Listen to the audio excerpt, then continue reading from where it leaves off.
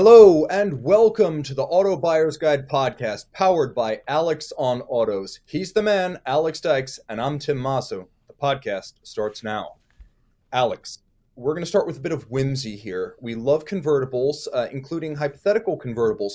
What non-convertible car would you have converted to a convertible or Targa? This is an interesting one. And the origin in my head was we don't see many convertibles anymore, and I think that's a shame. Convertibles are more popular in countries with crappy weather compared to the average American weather in California, Florida, Texas, etc. So why don't we have more rag tops? I would love to see. This may really throw you for a loop here. I would love to see an inexpensive convertible like a Nissan Kicks. Chop the top off, keep all four doors. I don't know, maybe PT Cruiser convertible like it with some sort of weird tailgate hatch thing back there, and make it a $25,000 convertible. That would be epic. Okay, I sort of envisioned this segment as like the Nissan Murano Cross Cabrio Memorial segment. So, I mean, a Nissan Ariya convertible, that would be cool too. Oh, okay, that's more like it. There we go. We have a very bad Photoshop that I will have Brian put in the the YouTube video segment here. So if you're listening to this, go check out the YouTube video. Check out this atrocious Photoshop that I whipped up in 30 seconds this morning.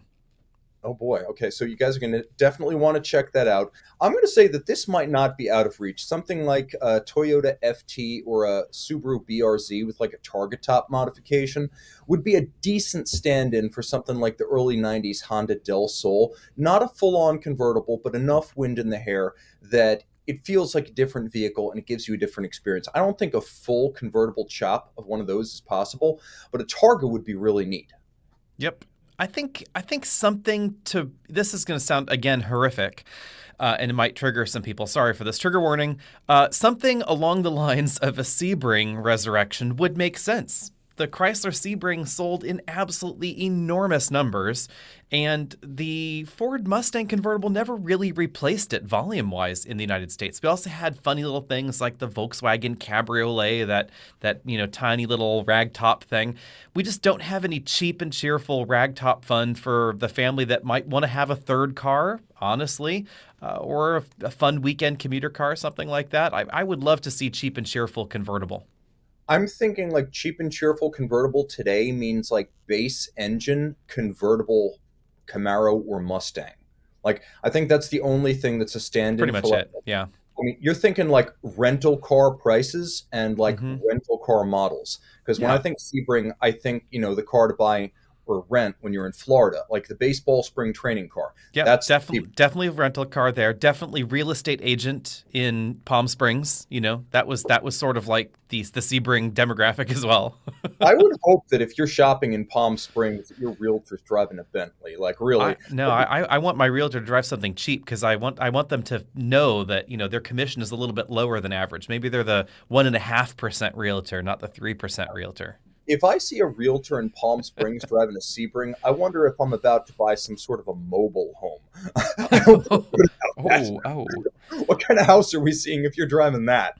Okay. So I'm gonna go totally nuts in the spirit of the late lamented Maybach Londelay. I would love to see a Rolls-Royce Phantom, standard or extended wheelbase, with either a Londelay conversion where you have a covered driver and an open passenger compartment, or a Brougham where you have an open driver and a covered passenger compartment. So interesting. Okay.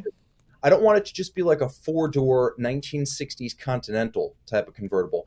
I want to have like a full-blown neoclassical 1930s coach build revival with either the driver or the passengers out in the open. That would be my... Okay. I would go for a Lincoln Aviator chop top. I think the lines are very horizontal, so it would work. It would have this epic, very long, sleek look. Keep the third row. Again, some sort of crazy hatch door thing in the back there. Whack the top off. 3 rows, 7 seats of open air fun. The buffeting in the back would be epically bad, but you could always add some sort of like extra windshield. And maybe this is the kind of dual cowl Phaeton contraption that would be absolutely epic. I mean, admittedly, that sort of dual whatever, windshield vibe would kind of give me, I don't know, 1940s Nazi, limousine vibes. But aside from that part, I think it could be epic. Yeah, so that maybe that's the ticket for glorious leaders. I would say for those of us who are less glorious, if you wanted to fix the Nissan Z, and it needs fixing, one major step towards doing that, Mm. some sort of a removable roof to make it a lot more fun. Let's say you can't do anything about the nose, you can't do anything about getting ahead of the synchros in like second and third gear, but you can give us a convertible option again with the same twin turbo engine and a six-speed. Now that's rational, yes.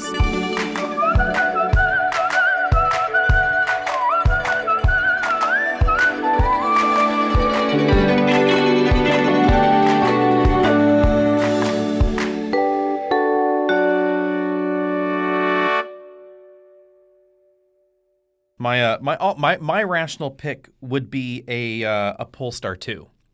Because I think that would actually look good. Volvo has done convertibles before, just not on this platform.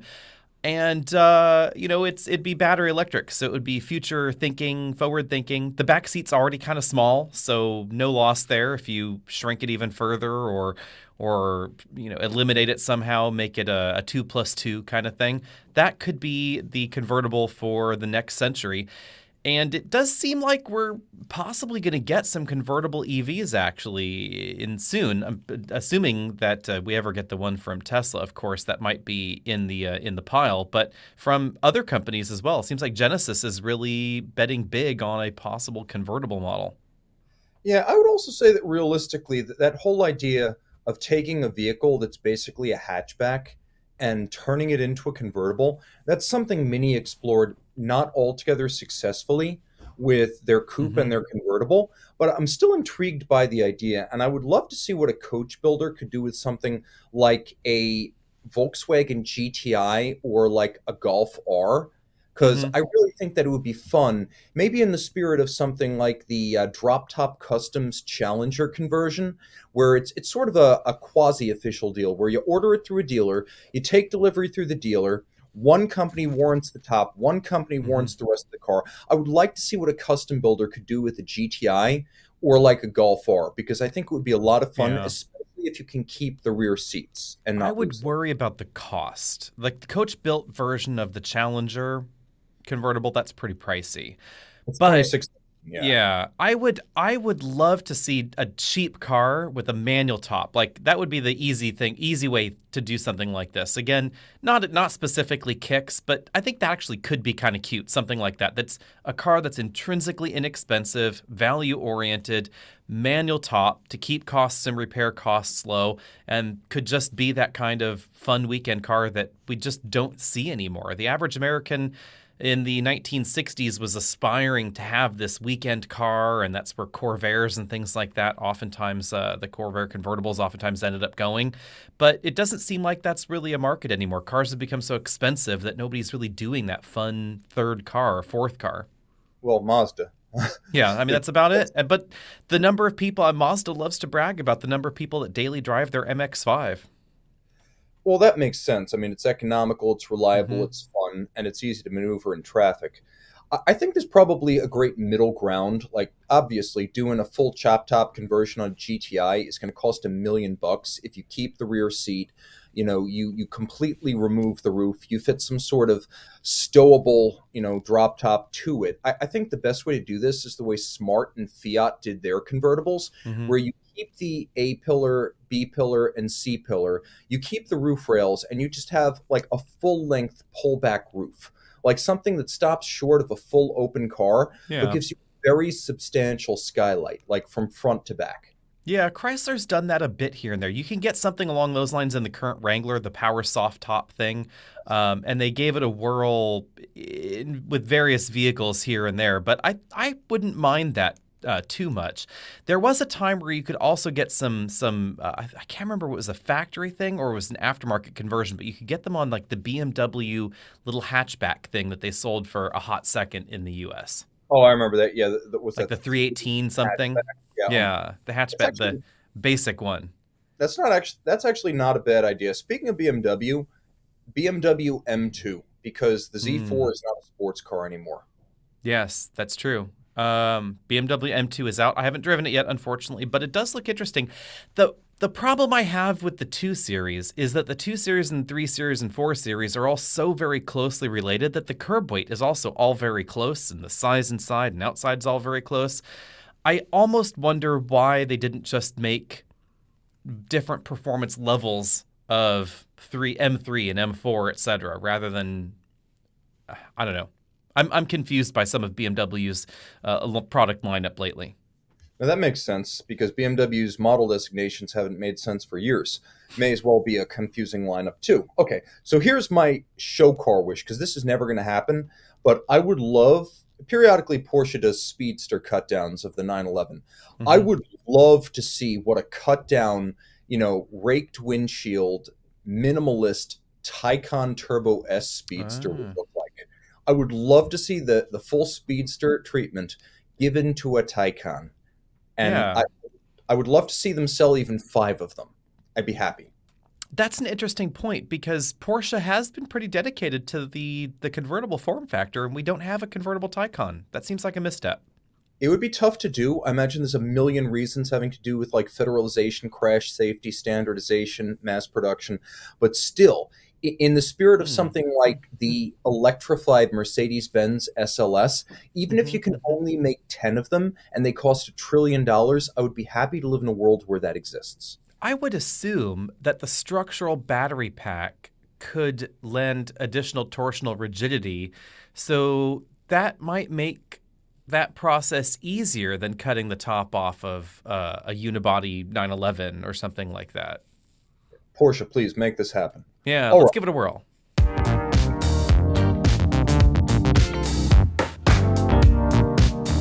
Now, speaking of EVs, you asked me the other night, can EVs bring back the sedan? And I would love to hear your affirmative case for this because I struggled to come up with any reasons. I got like one or two I things. I am curious on this one because the Model 3 is one of the best-selling sedans in the US currently. And it has, until very recently, outsold the Model Y as the best-selling Tesla in the United States. It outsells the 3 Series by some astronomical margin these days. And I'm wondering, now that we have the Ioniq 6 launching from Hyundai, and there are rumors of other EV sedans, and we have a lot of EV startups that are working on sedans still, like the Lucid Air, etc. I'm wondering if the desire for range, therefore the need for efficiency, leads customers to maybe reevaluate the sedan or some sort of liftbacky sedan contraption. Well, there's two separate things going on here as I see it. First, the companies that are considering EV sedans are companies that never gave up on sedans, which means principally like foreign automakers, because Detroit's given up on sedans. Mm-hmm. So if I were to see like Chevy suddenly decide that it's bringing back the Impala SS as an EV, I would have to adjust my expectations. But I think right now the only companies that are looking at EV sedans are the ones that never gave up on internal combustion sedans. The other thing that I'm wondering is whether the benefits of going full sedan as opposed to like a very aggressive car based or car biased crossover Hmm. are going to pull us all the way back to what a sedan used to be. Because back in the 90s, trucks meant, for the most part, body on Mm-hmm. frame. Even stuff like the Explorer, which was a mass market midsize, was based on a Ranger ladder frame. And these days, we've got EVs that are technically SUVs, but I mean, for God's sakes, they're cars. The Ioniq 5 was Motor Trend's SUV of the year. That's impossible because it's not an SUV. The Polestar 2 on that basis could have been marketed as a Yeah. sedan or an SUV. And I feel that's an interesting question. So, is the Mach-E to you more of a sedan or an SUV? Because it has honestly a sedan-like silhouette and sedan-like ground clearance. Would you call it a sedan? Well, I'm 6 feet tall, and when I walk by an Ioniq 5, I'm looking down at the roof. When I walk by a Mm-hmm. Mustang Mach-E, I'm not quite looking down on the roof. So, in terms of people's expectations about profile and ride height, the way it looks and the way they feel behind the wheel, they don't know that they've got 5 millimeters of ground clearance under the Mach-E. So, I would say, yes, it's an SUV if you consider sports and utility to be the defining characteristics. It is not a truck. I mean, that I can tell you right without any consideration. It's not a truck. Could it be sporty and utilitarian? Yeah, think it clears that bar. But there are just so many vehicles now that are already so car biased, like from the truck car spectrum that defines a crossover. Our crossovers are ever more Mm-hmm. car like. So I would say, even if the EV So doesn't bring back the sedan, the wagon itself is almost back completely. this might blow your mind. A Mach E is only 1/10 of an inch higher than an Ioniq 5. So they are basically the same, except the shape. The Ioniq 5 has got that funky proportion thing because it always feels smaller than it is on the outside because it's this sort of Tron version of a Volkswagen Golf kind of thing. But a Mach E and Ioniq 5, they are about 6 inches higher off the ground, roof height, than a Tesla Model 3. Yeah, so I guess that surprises me because it feels like when I'm next to the Mustang, it's a lot taller, but I guess numbers don't lie. The Ioniq 5 is Mm-hmm. interesting because it's got a huge wheelbase for the size of vehicle it is. So it's got a lot of interior volume. Yes. And interestingly, the Ioniq 6 actually has a wheelbase that's shorter. The EV6, though, probably does blur this line, even though it's a hatchback. It definitely has, again, a more sedan-like profile than the Ioniq 5. It's only about 4 inches higher in terms of its roof height than a Model 3. But keep in mind, Model 3 is actually pretty low for a sedan in historic terms. And if we go back to the 1980s and you take a look, I don't know, at a Oldsmobile Cutlass Sierra, something like that, it's going to be about as high off the ground roof height-wise as an Ioniq 5 or a Mach-E. So these forms change over time. But I am interested that we have this. Is it a sedan? Is it what is the Mach-E? I don't know what this thing is, but it's definitely not a Ford Explorer. But No. then it's also not a Ford Taurus from the company that said they abandoned sedans. We're going to get something more boxy in this segment from General Motors and their Blazer and Equinox EVs. But it does look like these startup companies are still interested in this long range, and the numbers are telling. So Ioniq 5 gets about 250 miles in its longest range all-wheel drive model with the same battery pack that the Ioniq 6 gets. And Ioniq 6 will do 320 miles of range with that same battery pack, same motor setup, just lower, sleeker profile, or all the way up to 361 miles of range. It's going to be the most efficient vehicle in North America. It'll actually tie with the most efficient versions of the Lucid Air, only a whole lot less money, thanks to that sedan-like profile. Yeah, I think that car biased crossovers where we've navigated that entire spectrum from the truck to the car, we're stopping, I would say, 10% short of like a full-blown car, because there's no doubt that wagons have made their comeback. Wagons won the war. Like, I don't know how they did it through the body snatchers. We didn't see it coming. But most Americans are now driving either a subcompact or compact or a mid-size wagon with a 2.5-inch lift. And these are car platforms. They are built like cars. They drive like cars. They have like four-wheel independent suspension. And, the only thing that you can say is that they're marketed as SUVs, but they're cars. A Jaguar I-Pace is a car. A Mercedes EQS Oh, yeah. car. I mean, you look at all these vehicles that have hatches on the back, and all that really changes is their size. The ground clearance isn't that different, although the I-Pace does have some jack-up capabilities. But I don't think sedans will come back for the same reason I don't think coupes will come back. They're lifestyle statements. People buy them primarily for their fashion value today. That's why you see things like the Ioniq 6 being a very fashionable celebration of the car as a car. It's not an accidental purchase. The cars that are still selling now, things like the Mustang, the Corvette, the Challenger, the Chrysler 300, the Dodge Charger, they're all very lifestyle oriented. They're for people who are interested in cars. They're not accidental buys. Like, you don't just walk into a dealer and say, oh, well, I was considering an Explorer, but I really want to walk out the door with a Mustang Dark Horse. So The Model 3 is the one that intrigues me because this customer could have gone in and they could have said, no, I want the Model Y. And over time, Tesla could have adjusted their production to drastically cut Model 3 production, drastically increase Model Y production. They're very closely related to one another. But we still see massive sales on Model 3.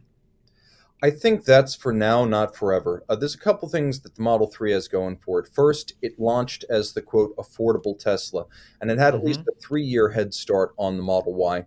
So it had name recognition, but it also is the affordable Tesla a lot of people think of because it's just an advantage to have a head start.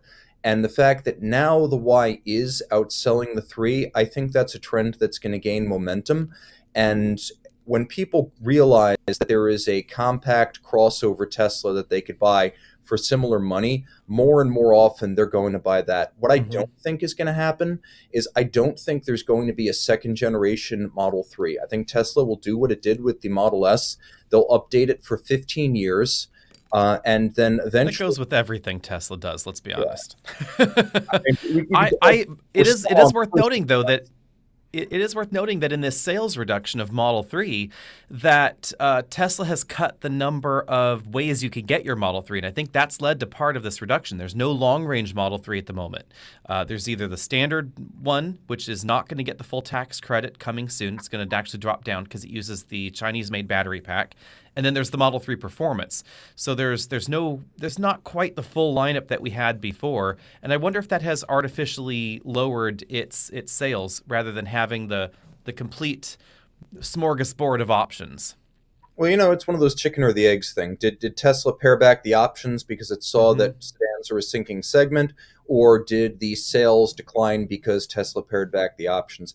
I suspect, based on what's happening everywhere else on the market, that Tesla looked at the compact sedan segment and realized that there's not a future here. That's not to say the Model 3 won't continue to sell decently, but it's going to become a harder and harder sell when people can't get the two features they really want in a car these days, which is a seating position that's a little bit higher and some sort of a hatchback, as well as the theoretical extra seats you can get in the back of a Model Y. So I can see the Model Y beating the Model 3 on almost everything except price. The 3 still has a small advantage if you're price sensitive, but I don't think that the Tesla shopper at this point is price sensitive. So I think they'll just tease out the Model 3 forever, and whenever the time comes to create a new platform that would underpin a new Model Y, they'll just decide they're not going to do the 3 anymore. I doubt they're not going to give up 200,000 units a year in sales, which is where we are now. I mean, basically, it's a quarter million Model 3s a year are moving off.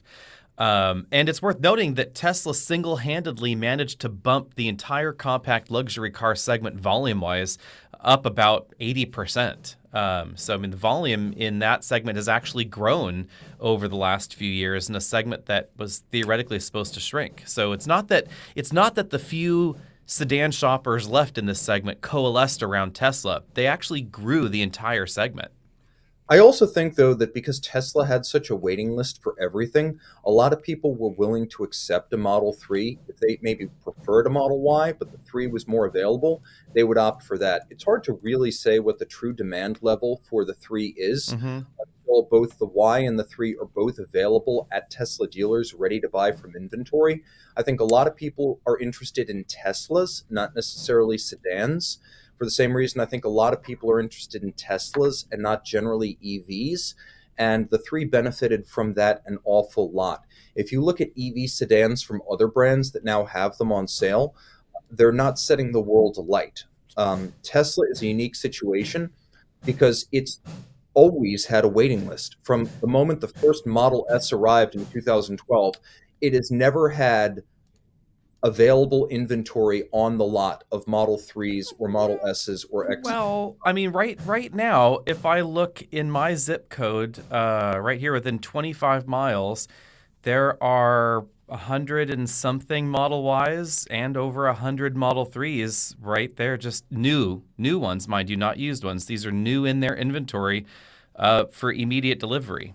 I have never seen that, but that's amazing. So you're telling me that if you wanted one of those cars from inventory, there's a 0-day wait to buy a Tesla. 0-day wait, yeah, right here, yeah. There are a whole bunch. There are a whole bunch that are also low mileage demos. It's these. See what it says for delivery timing here, but Tesla's delivery inventory has actually kind of floated and fluctuated and flopped all over the map here based on their pricing. So some of it is difficult really to divine, because of this. But if you want to custom order a Model 3 or a Model Y, a specific form, and you don't want one that's off the lot, that's a bit tricky. But actually, for the last 2-3 months or so, since they dropped the price tag, we've seen better inventory, better availability, and I think that's why they dropped the price tag, because we were seeing this buildup on Tesla delivery center floors of models that had not been sold. So then they lowered the price tag. The demand went up a little bit, but we still see a healthy amount there. And some of this is difficult to really determine here because we see still higher sales of EQS than EQS SUV. Very limited set, though, mind you, in the Mercedes data. It's difficult to really figure out what's going on at BMW with i4 versus iX. They're not priced comparably, so that's a bit tricky as well. The easier thing, I think, is going to be some of these options that we're going to see here soon where manufacturer has a model that's substantially similar in price tag to the other. Ioniq 5 versus Ioniq 6. They wouldn't give us any pricing, any projection data as far as sales go of these two models. But they thought that worldwide they would be comparable in their sales, which is a tricky statement since lots of countries have different preferences. Yeah, I think it's a little bit difficult to judge up front because Tesla used to break out things like S and X volumes so you could see where the trend was going between their original car and their original SUV. And there was a move towards the X selling more units towards the end of that old style reporting of both model lines. And I don't know, is Tesla breaking out the 3 and the Y separately now, or have they homogenized those two as well? Tesla does not break out the numbers separately, I believe, but you do have registration data from states, so you can divine that information later. Let's see here. It does have individual numbers. They don't say where their source is, but Model Y was 252,000 last year, and Model 3 was slightly lower at 211,000. Yeah, I think that's a trend that's going to gain momentum. I was a little bit surprised to hear that you do have local inventory in Tesla, but I guess this is a bit of a new world. So recently, inventory's become available. I still think that people will pick the SUV if all else is equal. I think that the Model 3 just got a lot of positive press as the so-called affordable Tesla. It got out way ahead of the Model Y. Elon Musk initially thought he would do a full separate platform for the Model Y, scrapped that idea, decided to base it on the Model 3. And I do think in the long run, it would be very difficult if Tesla no longer has waiting lists across the board for the Model 3 to sustain volume relative to the Y. I think the whole market is going SUV. And when an SUV is basically just a tall riding version of a car with a hatchback, that's the other thing. The Model 3 doesn't have a hatch. So you really have to ask, what is a car at this point? Is the EQS a car? I'd say almost certainly it is. But at the same time, Jaguar I-Pace is almost certainly a truck. What's the difference? A few inches of ride height, that's about it. So I don't see the sedan coming back. To go back to the original I just wonder, cars. the question here is how much does efficiency play into this customer's choice? And that's where I'm wondering if that's why we're seeing such success in Model 3. Because any way you slice it, the Model 3 will get you further on a charge. On the same amount of energy, you will go further in a Model 3 than in a Model Y. You will go further in an Ioniq 6 than an Ioniq 5, etc., which is part of why we see them still existing and why the first Tesla that they designed themselves was the Model S, because it will simply get you further. So in this world where the customer top line says, I want range over everything, we are generally seeing, various sedan-like profiles. Even if it's not a sedan, we're generally seeing much more of that shape, whether it's the EQS SUV or the EQS, or honestly the Model Y and Model 3, because the Model Y just looks like a Model 3 that's been stung by a bee. But that's the twist that I see here. So I can see some customers say, you know what, I really want that bigger cargo area, but the Model 3 is slightly less expensive. Generally speaking, a sedan for the simplistic designs, components of trucks and things like that should be slightly less expensive to build. But then they also want that longer range, and that is definitely a deciding factor for some. I think that the Tesla cars across the board have excellent range, and the difference between a 3 and a Y is relatively small, whereas the difference between something like a Q4 e-tron and a Y is going to be huge in terms of efficiency. So I can see it being a decision point in choosing a Tesla over, some competing brand with mediocre range. But the Teslas themselves, among themselves, tend to have pretty good range, even if maybe they've learned to game the EPA rating system a little bit. At the same time, it is one of those deals where the Teslas are generally at or near the top of range ratings by vehicle class. I can't see someone who needs a hatchback deciding to go with a conventional trunk on the 3 just because it's maybe 10% better. Like, especially since this is the luxury class where people sometimes make choices that don't have a whole lot of logic behind them. Like, why does anyone buy a Taycan? It has the worst EPA rating of any electric vehicle you can buy. It beats those ratings, but it has awful ratings, and yet it sells competitively compared to the Panamera. It is going to be at least 10% difference, too. So it's 10% according to the EPA. So bearing in mind that the EPA test is average 48 miles an hour, 10% at 48 miles an hour, expanding really to maybe 15 or 20% out on the highway at 75 miles an hour. Whoops, I'm hitting my microphone here. But you will definitely see a notable difference in range between the two on that road trip. So it could mean the difference between going from the Bay Area to Los Angeles and stopping once or stopping twice to DC fast charge in a Model 3 versus Model Y. It is a factor that shoppers might want to consider, and how much of that we don't know. But I'm just curious. If you are a listener and you are in this debate, be sure and reach out to us. Let us know in the comments below. Tell us whether or not you are interested in this or you are just hatch all the way. The other thing I'm going to say is just that when you buy a Tesla, you can supercharge. So range itself, especially if it's a 10% type thing, isn't as big a consideration as if you were shopping other brands where, people often irrationally think they need the biggest battery and the longest range. I think within the Tesla family, it's easier to accept a little bit less range because you're never going to get stranded. I would have thought that, but the trend at Tesla does seem ever more range, ever bigger battery packs. They're not designing Model 3 or Model Y to have a shrunken battery pack. They recently increased the size of it, actually, notably up to a little over 82 kilowatt hours in both 3 and Y. So I'm also intrigued by that one. It doesn't appear that sales of the smaller range Teslas has done anything at all. If you look at the used inventory that's out there, the standard range Model 3 and Model Y did not sell well at all. The Model Y was even only available for just a hot second, but the Model 3 that hung out a little bit longer didn't really seem to get much traction.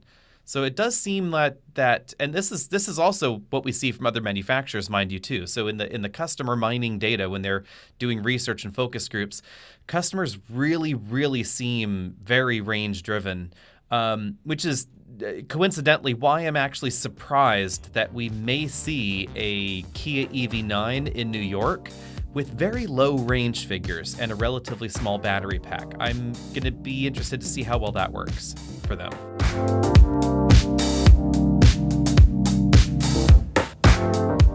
So in short, Americans are in love with various hatchback vehicles, not necessarily sedans, but car-biased crossovers are definitely going to thrive in the era of the EV. Which brings us to vehicles that are not in any way, well, they're electrified, but they're not EVs. We're talking about the newly launched 2024 Toyota Grand Highlander and Mazda's contender in this segment, which is the CX-90. Right around the Chicago Auto Show, we got a flurry of news about these two new launches, which are very similar in size and price and specifications. Alex, let's start with the more familiar of the two, which is the Grand Highlander. It's a variation on something we know, though it is very much its own vehicle. What can you tell me about the Grander Highlander? Yeah, I'm surprised that Jeep hasn't sued them, but I guess everybody's had a grand thing here and there. The Grand Highlander does not share much directly with the Highlander. They're on a related platform inside Toyota, and they share some drivetrain components, but other than that, they're really fairly separate models. The Grand Highlander, they said, was really directly targeting Telluride and Palisade because they really saw the rise of these big Kia and Hyundai three-row crossovers, and I think think honestly they saw Honda's lunch getting eaten by them, because the share of the market largely seems to have come from vendors like Honda and Nissan, etc. The rise of those didn't really seem to harm Toyota at all. Sales of Highlander have been, rocketing upwards over the years, but they definitely saw this desire for something bigger, so they cooked up the grander Highlander, which is boxier and bolder and all that jazz. It's going to have some different drivetrains than we find in the Highlander. It's going to have the same turbo engine and the same base hybrid system that we find there, but then it's also going to get the Hybrid Max system from the Lexus RX and the Toyota Crown if you want a bit more oomph. And that one does surprise me, because its fuel economy is not going to be great. It's going to be the more powerful hybrid, basically V6-like power with slightly better fuel economy. If you want to actually get over 30 miles per gallon, you're going to want the regular hybrid system. I'll be driving that one in May, so be sure and stay tuned for that upcoming video. And unfortunately, May is probably when we're going to start getting more specifications, because Toyota's been very tight-lipped about a lot of the details that we really need to know in order to see how it slots in the landscape. Most notably, all the legroom figures have been reserved. They've just given us third row legroom. But in a car where the second row moves forward and backward, that number is meaningless, because it all depends on where the second row is. It does appear roomier than Pilot, but I'm not clear at this point in time whether it is roomier than Telluride, for instance. The third row is definitely very nice and tall, which is a big benefit if you're taller and you need to jam yourself back there in the third row. The cargo area is a little bit bigger than average for the segment, but it's not by any means enormous. So you'll still find more room in some of the larger SUVs. If you're debating between something like a Telluride and a minivan, the Grand Highlander is not that minivan. You should just get the minivan, let's put it that way. The CX-90 is Mazda's basically BMW interpretation. Think of this as BMW X7 by Mazda. Inline 6, rear-wheel drive, optional plug-in hybrid system, very high-spec interior components. It really has been pushing that premium thing that Mazda's been trying to do for a while. And honestly, not necessarily succeeding in all of their models, but CX-90, I think it's all worked really, really well. It will technically be available as an 8-seat plug-in hybrid as well, but that 8th seat is very, very tiny. And the third row, also on the small side. So if you are under maybe 5'8", 5'9", the third row will be okay. Legroom is going to be limited, but if you're a taller person, consider it just a 2-row vehicle. Yeah, if you want any meaningful space, especially for people in cargo, which is the main reason we buy vehicles, and you want a plug, it's best to just go with something like a Pacifica hybrid. You may not get the 8 seats like the Mazda, but you're going to have more room for people and their things. Now, the Mazda is interesting to me because we do have pricing. It's about $41,000 to $60,000, or 41 to 61, and that's from the basic model to fully loaded. We don't have exact pricing for the Highlander, though I assume it's going to be fairly similar because they're only doing XLE Limited and Platinum trim, so there's not going to be a really base entry-level version of this vehicle. Right. Am I right on that front? Yeah, Grand Highlander is most likely going to be within the regular Highlander pricing envelope, so expect it to be maybe $2,000 more than a regular Highlander, but not perhaps as aggressive pricing-wise as the CX-90, because the target is, again, quite surprisingly, pretty directly Telluride and Palisade, and they don't go that high. So expect Mazda to be the price leader in this segment outside of something like a Jeep Grand Cherokee. Toyota's also not trying to compete with Jeep in any real sense of the product here. So they're not trying to do greater off-road capability than you find in the regular Highlander. It's going to be substantially similar. They're also not trying to make it more luxurious than the regular Highlander. As far as the creature comfort and materials quality, it's also substantially similar. So this is not a Grand Cherokee Overland kind of competitor, or in that respect, even a top trim CX-90 competitor. I mean, it's pretty clear neither one of these can tow more than 5,000 pounds in, its ultimate configuration, so it's not going to be a Grand Cherokee competitor on a whole bunch of counts. But I do think it's important to note that in all likelihood, the Mazda is going to be the driving enthusiast's car of the two.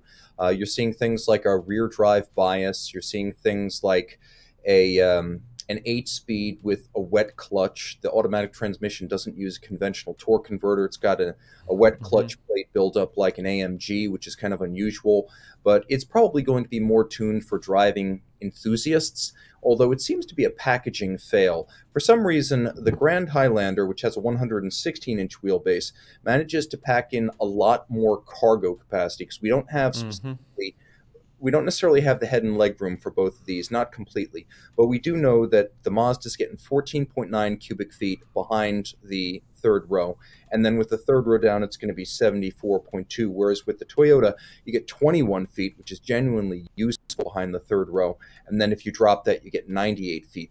The Mazda has a wheelbase of 122 inches. It's actually a little bit more than that, which should, on paper, mean it has, you know, like an EQS-like internal volume. It doesn't, though. I don't know how they managed to put so much distance between the axles and so little space in the past. That's easy, actually, because remember, in a rear-wheel drive vehicle, the positioning of the front axle, the rear-wheel drive biased vehicle like the CX-90, the positioning of the front axle can be very different and has really very, very little relationship to interior volume. So that front axle can go right at the front of the vehicle, it could go behind the engine, it can go anywhere in that space, and the box behind it, absolutely no bearing on that. Front-wheel drive vehicles, generally, there's more of a direct relationship between wheelbase and interior volume between the last row of seats and the firewall in the vehicle, because that relationship is a bit more direct. And that's really what's going on here. The CX-90 was designed for a really long inline-six engine to sit long ways under the hood, which is why it has that enormous hood profile. I mean, the hood itself is probably a good 6 to 8 inches longer than the hood that we find in the Grand Highlander, which is why it looks so good from that front three-quarter view and so BMW-like. Exactly the same reason that you find a BMW X7, for instance, that's pretty large on the outside, but on the inside is more or less Highlander-sized. That is important to note. The Mazda stylists went with a big dash-to-axle ratio to emphasize that it's rear-biased. And though I haven't looked under the hood, I assume this new inline-six is going to be longitudinal rather than transverse. Yes, it's the only way to make a rear-wheel drive platform. You really can't do a rear-wheel drive transverse engine vehicle, or not in any rational way. Let's put it this way: it is engineering possible. It is not rational, and no one does it because it's dumb. But yeah, so it is longitudinal, and that's why we have that long dash to axle ratio. It wasn't strictly a design choice. If you want a rear-wheel drive vehicle, you have a long dash to axle ratio, or you're sitting on the engine, which is not desirable. Basically, you have a 1990s full-size van. Those are really the only ways to do this, which is why 3 Series have that really sexy long hood, and an Acura TLX tried it, but it's not for the same reason. It's styling. But Lexus ES short hood, BMW 3 Series long hood, that kind of thing. What surprises me is that there's going to be a fairly comparable top performance model from each of these vehicles. If you go with the Hybrid Max system with the Grand Highlander, you're actually getting pretty reasonable credentials. Back before every car had 700 horsepower, 362 horsepower and 400 pound-feet of torque with all-wheel drive would have seemed pretty credible. And at the same time with the Mazda, you've got 340 horsepower from the turbocharged inline-six, and 369 pound-feet of torque. Now, there's also a fairly high-performing plug-in hybrid with the Mazda that's 323 horsepower and I think 369 pound-feet. And less of a performance option there. It's cool and all. I like that it's got some pickup. I like that they gave it some muscle. But this is really a decision point because you're going to have a plug-in hybrid capability that's not available with the Grand Highlander's Hybrid Max powertrain. You do get 2 hybrid options with Grand Highlander, but no plug-in options. You see that as an advantage on the Mazda's part. It'll be interesting to see how the market responds. We have seen, speaking of wait times from earlier, we have seen decent waits for instance, the Hyundai and Kia plug-in hybrids, even though they don't get the federal tax credit anymore. So whether that will continue or not, we don't know. We don't have any good data on it just yet because that recently sunsetted. It is worth noting that the CX-90 plug-in hybrid is going to be built in Japan, so it will not get the federal tax credit unless you lease it. And leasing details are still open. We don't know whether or not the Mazda leasing companies will pass that on to you, remains to be seen. If they do pass it on as a cap reduction, that could make it very attractive in comparison to the Toyota hybrid systems. On the side of the Grand Highlander, we have the base turbo engine, which is going to be a little bit peppier than average for the segment. If we're talking about base engines, there are still a few less powerful base engines out there. Not as powerful as the average V6, though. Then we have the regular hybrid system, which is going to be less powerful, less peppy, but likely over 30 miles per gallon. Then we're going to have the hybrid max drivetrain, which I suspect is going to be maybe around 25 miles per gallon combined, most likely. And that's based on what we see in the RX. This is the closest approximation, and then you should deduct a few miles per gallon off of it because this is much bigger and boxier than the Lexus RX. Performance cred-wise, we're probably going to see pretty similar performance to the Lexus RX as well. The 0 to 60 time is not as swift as you might think based on this price and performance number because of the way the system is designed. Also, since there's no mechanical connection to the rear, you still get a little bit of torque steer, but you don't have as much oomph on that rear axle as you find in, say, a Volvo plug-in hybrid with an E all-wheel drive setup because the battery is not as big. That's true. You get 3 powertrain options with each of these vehicles. You've got a basic Turbo 4 in the Grand Highlander, 265 horsepower.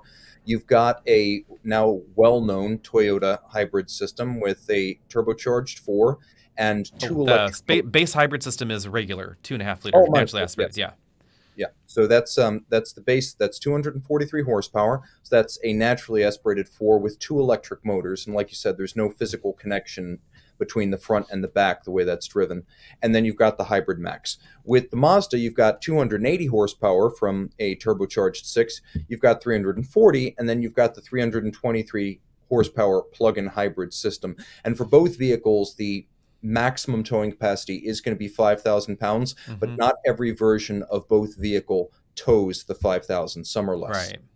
And I was surprised that Mazda didn't try and push that number a bit more towards 6,000 pounds because it is a rear-wheel drive-based platform. They could have designed it from the ground up to tow heavier weights. One would assume that the transmission could handle it, but it could have something to do with the wet clutch that they have opted for rather than a torque converter. There are certain disadvantages in low-speed situations with that type of design, which is why they're all going to be at least mild hybrid. So that's the solution to the clutch engagement issues that we find, say, in Mercedes models with the MCT transmission. Those are very, very rough because they have to slip the clutch to start the vehicle moving. In the Mazda, that's not what's going to happen. They have a lower horsepower, lower voltage electric motor in the base model. That gets the vehicle off the line. Then once the vehicle is moving at a speed where it can close the clutch, it then slips and then closes the clutch. So it's going to be a lot smoother, I suspect, in that way. It's probably going to be a little bit more like the Range Rover plug-in hybrids and the Grand Cherokee 4xe, et cetera, that we see now, that kind of plug-in hybrid setup where you have that motor connected to the transmission for the same reason, because you do have that ability to get off the line, then engage the clutch. And if you want the most economical version of each vehicle, then you want to get the standard hybrid in the Grand Highlander, which is going to get somewhere around 34 miles per gallon combined, which is a pretty good number given the size of the vehicle. And then for the Mazda, of course, it's going to be the plug-in, which, well, the jury's out on what kind of mileage it's going to get when it's running as a hybrid, but you're going to have just over 17 kilowatt hours of battery charge and then 20 to 30 miles of all-electric driving. So depending on your needs, this could be a really great way to replace gas, and a lot of the efficiency economics will come down to whether or not your commute or your daily routine requires more than the all-electric range. If so, you probably want to go with the Grand Highlander and its conventional hybrid setup. Hybrid Max is going to be mostly performance on the Highlander. Right. It's going to be fun, but it's not going to be terribly efficient. Yeah, reading the tea leaves, I am not expecting astronomical fuel efficiency numbers from the plug-in hybrid system in the Mazda. My personal guess is that it will likely end up just under 30 miles per gallon when operating as a hybrid, but those details we should know more about next week. I will be driving the CX-90 by the time that everybody is listening to this, so be sure and stay tuned for that video as well. Some of the details are still a little sketchy. We don't know whether we will receive official EPA numbers at that time, but we will probably have at least some driving impressions with the plug-in hybrid system to let you know what it could behave like in real-world driving. And also remember, the old CX-9 had an average of 23 miles per gallon. So I don't think it's unreasonable to expect that the hybrid version of the plug-in hybrid version of the CX-90 might be 15 to 20% better than that. I think that's reasonable, and that would probably put it right about in line with your estimate that it's just below 30 miles per gallon. Yeah, it's most likely going to be more efficient than something like a Mitsubishi Outlander plug-in hybrid, just due to the design of the hybrid system. Since it's not a serial hybrid, it's a true parallel hybrid system, it's probably going to be more fuel efficient.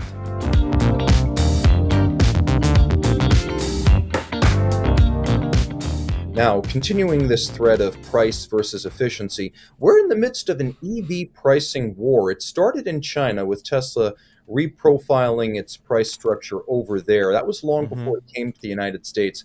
But it was in February when the federal government decided it was going to leave the Inflation Reduction Act tax credits in terms of X until the end of March.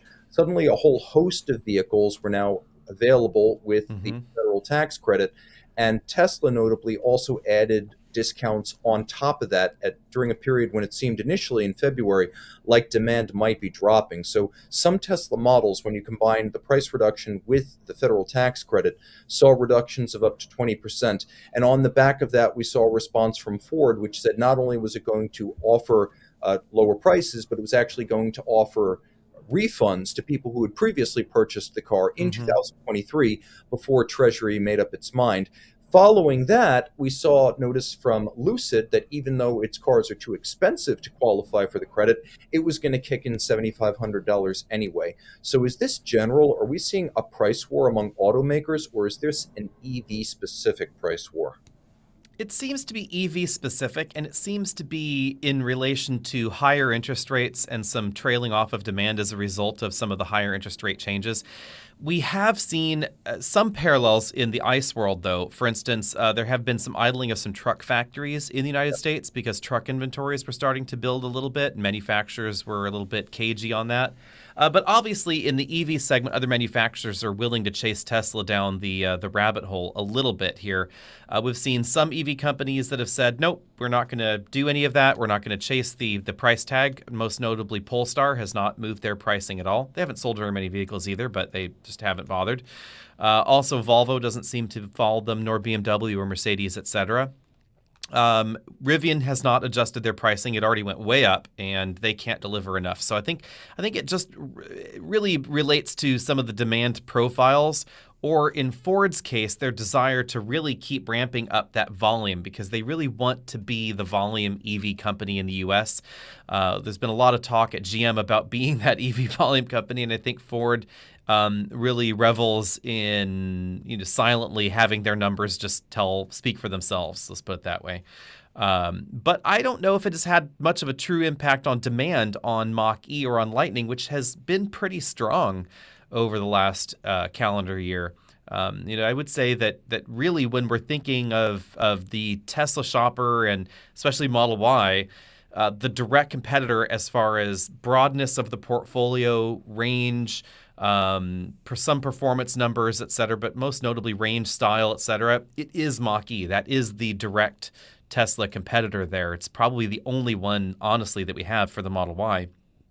And sales haven't been anywhere near Tesla's models, but they have been fairly good. I mean, it's basically Model Y, Model 3, then Mach-E as far as volume goes. So it is interesting that they also followed down that same rabbit hole. We don't know the entire tax credit profile for either of these vehicles going forward because Treasury still has yet to release guidance for the battery composition portion of this. But it does appear that the base Model 3, for instance, will not get the federal tax credit, at least not all of it, because although it's built in the U.S., it uses a CATL battery. So unless Tesla decides to change the battery pack that they're using in that model, the base Model 3 will not get that tax credit. The other models should qualify for it, depending on exactly how the sourcing percentages go and how the reporting process is, et cetera. Ford seems a little bit less confident about the full credit. We know it's going to get the manufactured in North America side of that, so half the credit. The full credit remains to be seen. And we see relatively similar comments actually from General Motors, which was surprising. So the Ultium family of vehicles Doesn't appear that their materials are sourced from the right places as far as the raw materials. So even the ones in the right price range and manufactured in North America may or may not qualify. And then lastly, it seems like the only other guidance we've had, approximate guidance, was from Genesis on the GV70. It's being built in the U.S. It's the first EGMP-like vehicle because it's not quite full EGMP. It's going to be built in the U.S. It will qualify for at least half of it. Guidance is, again, yet to be announced, but that pack is assembled in South Korea. So the materials and sourcing there may or may not qualify, depending on exactly how the guidance goes for the final assembly point of all of that coming together in their factory. And initially, as we rolled over into 2023 and the Inflation Reduction Act took effect, virtually no electric vehicles were eligible for the full tax credit due to a number of factors such as where they're made, how they're made, sourcing of battery components, battery assembly location. But in February, when Treasury decided it was going to basically suspend judgment and offer the full tax credit on vehicles that met essentially just the price criteria, immediately about 27 all-electric vehicles and another dozen electric plug-in vehicles became eligible. Now, the sunset for this looks like it's going to be about March 31st, at which point those sourcing factors that involve where the battery's minerals and internal components come from, those become a lot more important. It's not at all clear who's going to qualify for a full credit at that point or whether anyone even will, which leaves us with the leasing loophole, where as far as I can see, you can get a $7,500 tax credit on any EV under the IRA if you lease it through your company and write it off as a business expense.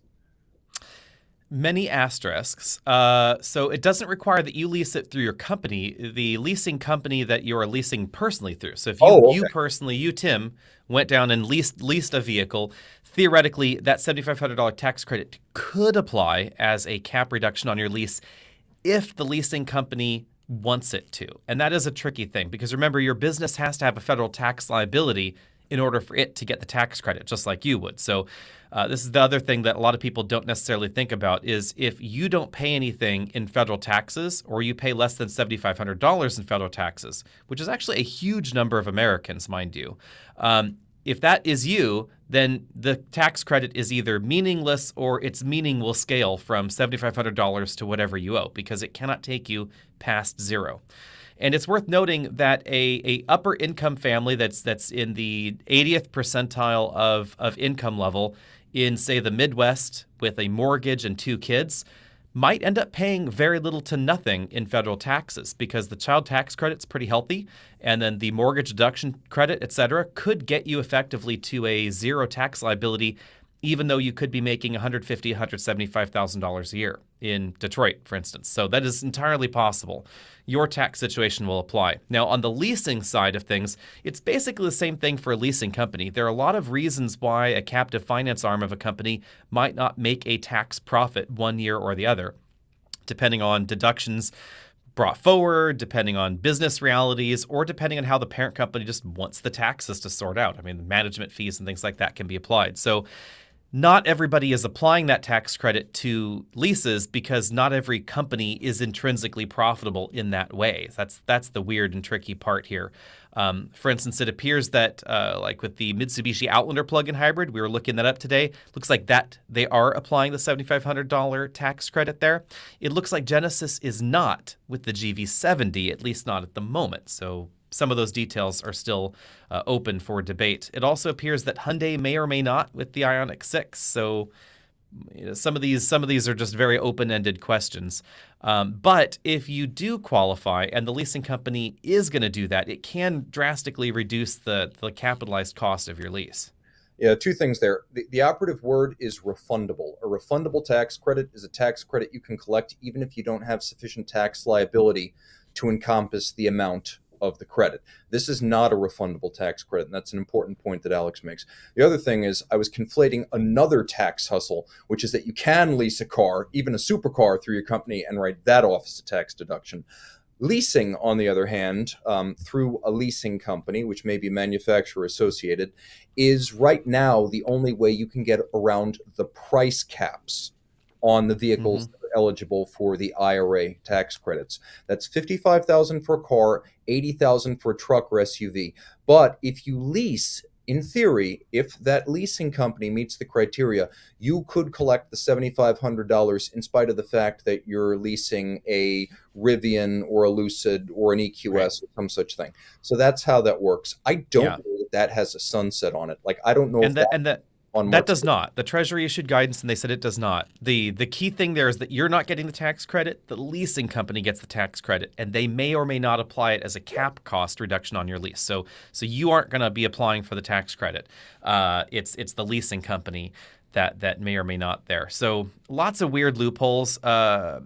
Leasing, this is probably less of a factor for luxury customers, and Tesla is kind of a weird duck here because their customer base is heavy on the luxury side, but they're also a lot of people that are new to luxury brands. And Tesla's average transaction price, there's a lot of argument about this. They're a luxury brand. Their average transaction price is over BMW. Tesla is a luxury brand based on price, based on shopper demographics, etc. But leasing is very high. It's generally way over 50%. The lease target at many car companies is actually 75 or over % leases. So when you take a look at cars that are going off the lot at a Lexus dealer, BMW dealer, etc., very, very heavy on the lease side. So if those vehicles and their leasing companies do get that tax credit and pass it along, that's going to be the biggest deal here because generally, statistically, more people will be leasing than buying. Yeah, and that's always been the case. Luxury brands lease a huge proportion of their vehicles. But also the question of whether or not you're able to collect a tax credit on an EV when leasing. That's been a question since the beginning of EV leases. That was a problem under the old regime of tax incentives. So that continues today. What I'm wondering about is whether anyone will be able to collect the full $7,500 after March 31st, because I can't think of a single vehicle that meets all the criteria. Even with something like the Bolt, where it's union made in the United States, I still think the sourcing of the battery materials fails to meet the criteria. So the leases will still be okay because that's separate. They don't have to qualify for the materials as well.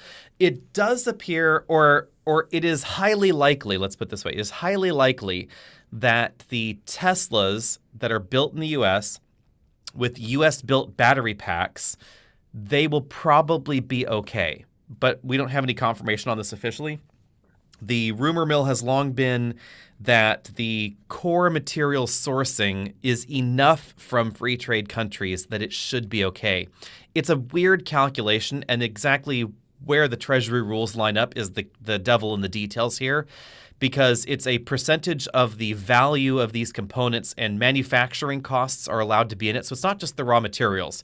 So if your raw cobalt came from China, that's theoretically bad. But if it's only 5% of the cost blend, doesn't matter because you're still in the window.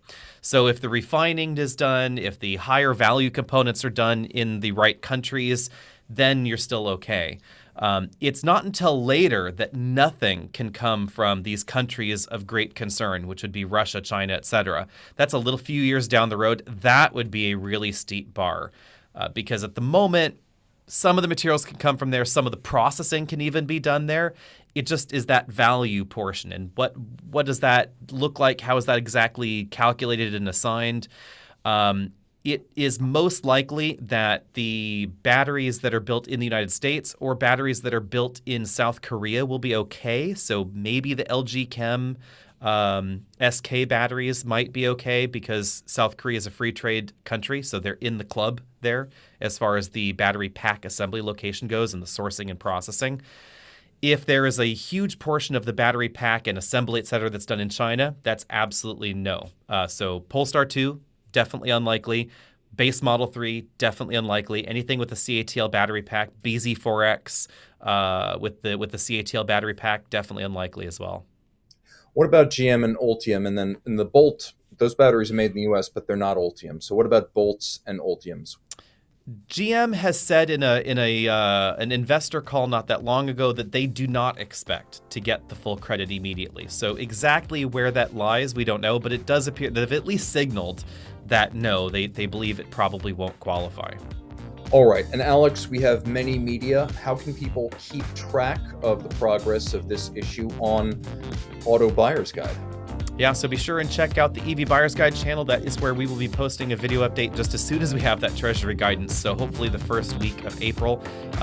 Although Treasury has not said, hey, it's coming first week of April, so it may be delayed. You can also find us at Facebook, the Auto Buyer's Guide. You can find us on the regular channel, Alex and Autos, of course, this podcast where you can choose whether you want to watch us or whether you want to just listen to us on your drive. Toodaloo. See everybody later.